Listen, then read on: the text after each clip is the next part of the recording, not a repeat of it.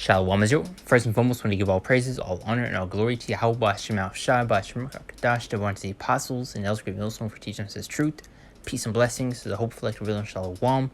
Yahweh is the name of the Honey Father, and Hebrew B'Shem is the name, and Yahweh Shai is the name of the begotten Son. Background lesson, and as seen the title, the Lord is plaguing this place. And as I brought a read right here in this article, zombie deer disease concerns scientists over possible spread to humans. And Yahweh B'Shem Shai is raining plagues and pestilences upon this place, man. Going to show the times that we are in.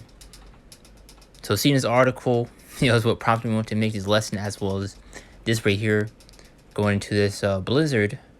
As the blizzard conditions threaten to disrupt travel across the northern plains, central South Dakota was expected to bear the brunt of the storm with more than a foot of snow expected in places, forecasters said. You can also get in Isaiah 29:6, which we're going to dive into, how the Lord is visiting this place. But we're going to read this other article real quick and dive into the scriptures after that, and that's going to be the lesson.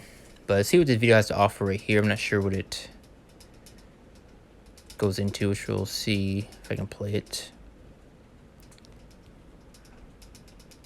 While it's loading, the discovery of Yellowstone National Park's first case of chronic wasting disease last month has raised concerns that the fatal brain disease may someday spread to humans, according to some scientists. You'll see like certain videos of deers having that particular disease, what they're mentioning, and that being brought over to humans. Man, Yahweh B'Shem Shai is not playing. Now, the deer carcass in the Wyoming area of the park tested positive for the highly contagious prion disease that can also cause weight loss, stumbling, listlessness, if I said that correctly, and neurological symptoms, according to the CDC. It has been spotted in deer, elk, reindeer, and moose in areas of Northern America, Canada, Norway, and South Korea. Symptoms can take up to a year to develop, and some have dubbed it the zombie deer.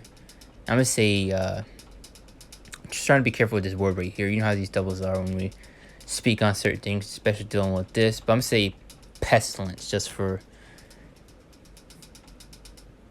to be safe. Trying to find the correct words. But since it changes in the host brain and nervous system, leaving animals drooling, lethargic, emaciated, stumbling, and with a telltale blank stare, according to The Guardian. And that could possibly be brought over to people, which we're going into now. Now let's see what else.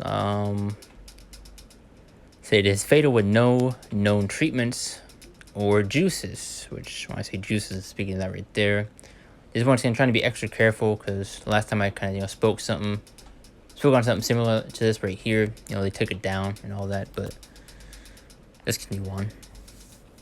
Read the last bit here. We'll dive into the article, and that's the BSE outbreak in Britain provided an example of how overnight things can get crazy when a spillover event happens from, say, livestock to people. Dr. Corey Anderson told The Guardian. Anderson is program co-director at the Center for Infectious, pestilence research and policy. We're talking about the potential of something similar occurring. No one is saying that it's definitely going to happen.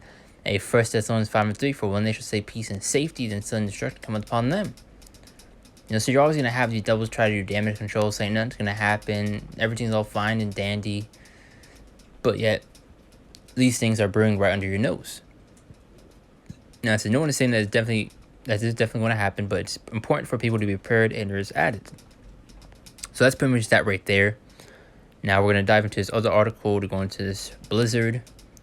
And as I like to mention a few times, as you see with Christmas, this pagan holiday that a lot of Jakes are celebrating, you wonder why Yahweh B'Shem Shai sends out heavy storms and heavy judgments on these certain days, man.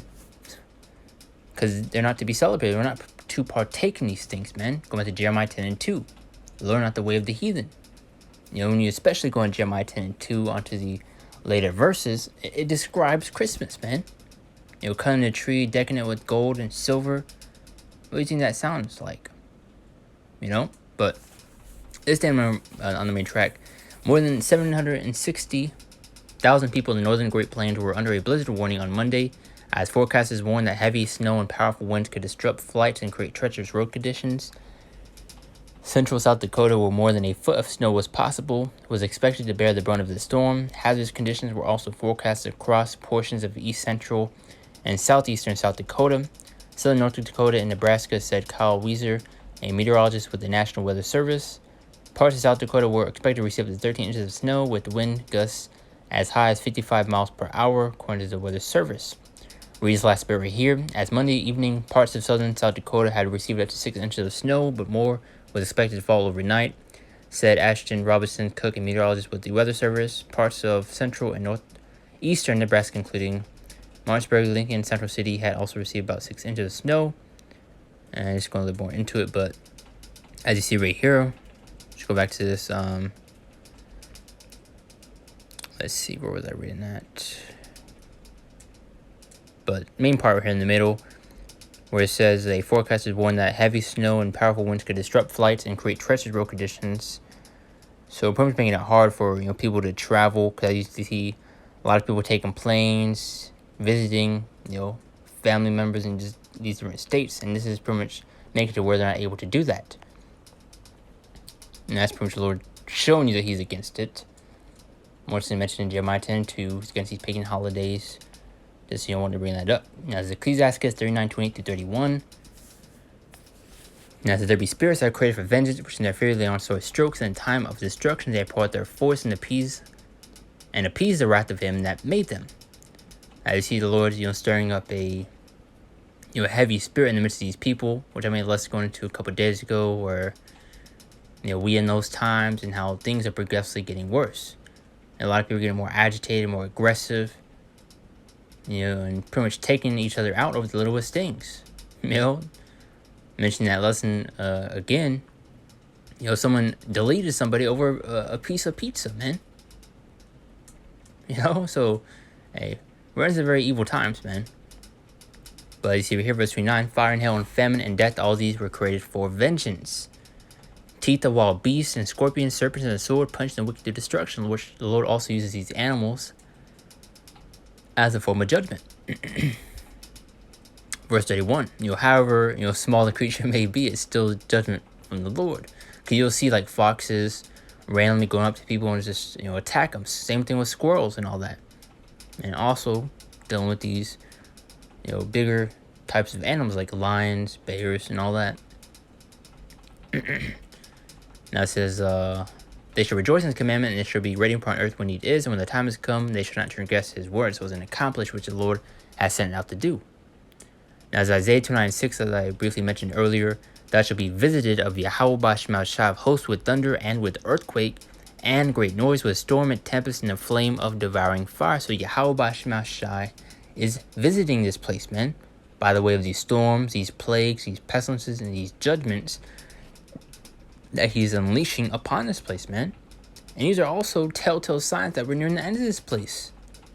Going back to Matthew 24:3-8, 2nd Ezra, Luke 21. Now, these are end time signs, man. Let's do one. 2nd Ezra 16:37-39. Behold, the plagues draw nigh and are not slack. Means not letting up. Means it's constant. Also going to show how close we are to the end of this place. Verse 38, as when a woman with child 9th month brings forth her son, with 2 or 3 hours of her birth, great pains can pass her womb. Which pains when the child comes forth, they slack not a moment. Now, who's that baby about to be delivered? Israel. So the birth pains are going to be at its peak, at its climax. It's just going to show we're getting closer and closer to our Lord Yahweh's return. Verse 39, even so shall not the plagues be slack to come upon the earth, and the world shall mourn, and sorrow shall come upon it on every side. And you have Jake will like to raise the question, do we buy plane tickets to flee America? Do we do this? Do we do that? Put your faith and trust in Yahweh Bashim Shai, man. Because there's no running from this other than turning to Yahweh Bashim Shai. Because he's the one orchestrating it and doing all these things. We're to fear the Lord. But you're going to have many of our people that's going to run to Esau, Edom instead. Putting their faith and trust in this devil, man. But it's going to lead you to your death. 2nd Ezra 15:49, I will send plagues upon thee, widowhood, poverty, famine, sword, and pestilence to waste thy houses with destruction and death. So once again, the Lord is plaguing this place. And this is an image of, zombie deer, what they're, speaking of, and how this could be pretty much translated to people. Just an example. See how skinny they are and all that. And I've seen like worser images. Like I believe I've seen some on TikTok where they'll show them at times. I think this is one I've seen before right here. Trying to find a good image, but yeah, that's pretty bizarre right there. But let's get these last few scriptures. This is Matthew chapter 24, verse 21 through 22. Now it says, "For then shall be great tribulation, such as was not since the beginning of the world to this time, no, nor ever shall be." So we're heading some times that have never been seen before, man. Showing you how heavy this judgment is really going to be, man. You know, it's no joke. Verse 22, "And except the days shall be shortened, the flesh be saved, but for elect's sake those days shall be shortened." Yahweh Shema Shai is hastening those days for his elect. You know, we should want this place to be destroyed and be happy that we're seeing these plagues, these pestilences, these judgments continue to increase, man. Because these are steps that need to be taken in order for our Lord Yahweh Shai to return, in order for the kingdom to be established. You know, you should be glad that prophecy is playing out and being fulfilled, man. Ecclesiastes 5 and 7. Close out with this right here, and that's going to be a lesson. "Make no tarrying to turn to the Lord and putting off from day to day," which you see many of our people are doing. Putting off Yahweh Shai. I'll do it tomorrow. I don't know about that. You know, this is the mindset of our people, man, because they want to continue to live in this so-called lavish and comfortable lifestyle, man. But when you obviously get in Micah 2 and 10, this ain't our rest, this ain't our kingdom, man. This place is destroying us. And you can a good example is 2/3 of our wicked people, man. Completely through and gone. But now it says, "For suddenly shall the wrath of the Lord come forth, and in thy security," just when you think you're safe, just when you think you're protected, and you're all fine and dandy, and nothing's going to touch you, "thou shalt be destroyed and perish in the day of vengeance." Especially those that want to mock and scoff, saying nothing's going to happen, that we're crazy, that we don't know what we're talking about. Prophecy is speaking, man, and in these last days, pretty much Ezekiel 33 and 33, you're going to know that a prophet has been among you and that you have been warned. That's why you also get Hebrews 10:26. "For if we sin willfully after they received knowledge of the truth, there remaineth no more sacrifice for sin." So after you have received these warnings and you continue to go off, you continue to rebel and go into the ways of Yahweh Shema Shai, you're no longer covered, man. That's on you. But pretty much the main point of the lesson already. You know, I saw this image going to zombie deer. I'm gonna say pestilence. You know, pretty much being brought up as a concern of possibly spreading to people. So hey, you're seeing the Lord plague in this place, man, and things are gonna get worse. Just an example of what's to come, and you see the double stranded damage control saying, "It's just a possibility. We're not saying it's gonna happen. This and that." But as I mentioned earlier in 1 Thessalonians 5:3. There's going to be no peace nor safety coming to this place, man, but death and destruction. But that's it on that. I don't want to start the lesson any longer than it needs to be. I do want to give all praises, all honor, and all glory to Yahweh Bashim Shai, Bashim Kakadash, the Barnes of the Apostles, and Elders, Great Millstone for teaching us his truth, peace, and blessings, his hope for elective Israel, and Shalom, Sanctuary, hello.